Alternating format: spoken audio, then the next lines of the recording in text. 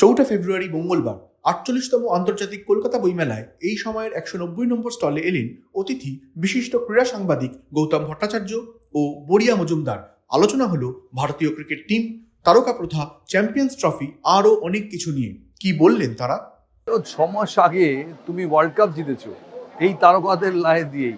কাজেই 6 মাস আগে যারা বিশ্ব চ্যাম্পিয়ন হয়েছে তারা 6 মাসের মধ্যে কি বেশি লাই দিচ্ছে? আমার মনে হয় না, কিন্তু এটা মনে হয় যে লাই নিশ্চয়ই দেওয়া হয়েছিল, কিন্তু শুধু সেটার জন্য এগুলো ঘটছে বলে আমার মনে হয় না। আমার মনে হয় সিলেকশনের জন্যে, টিম তৈরির জন্য যে ভিশনটা দরকার ছিল, যতটা রুক্ষ হওয়া দরকার ছিল, সেটা বিসিসিআই হতে পারেনি। প্রবলেমটা সেখানে, শুধু তারকাদের মানসিকতাকে এটার জন্য দায়ী করলে ভুল করা হবে। বিরাট, যেরকম জাসপ্রীত বুমরা, তারা তাদের পরিবার নিয়ে ট্রাভেল করছিলেন, এটা নতুন না, আগেও করেছিল, কিন্তু সেটাকে একটা ডিসিপ্লিনের মধ্যে আনা যাতে টিম বন্ডিং ইম্প্যাক্টেড না হয়, সেটা বিসিসিআই এখন করছে। সেটা রঞ্জি ট্রফিতে খেলানো আবার, সেটাও এটারই পার্ট। প্রশ্নটা হলো, এটা কি স্ট্রাকচারাল রিফর্ম না নিজার রিঅ্যাকশন?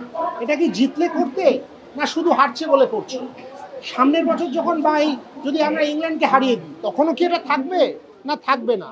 ডাউনলোড করুন এই সময় অ্যাপ iOS ও অ্যান্ড্রয়েডের জন্য।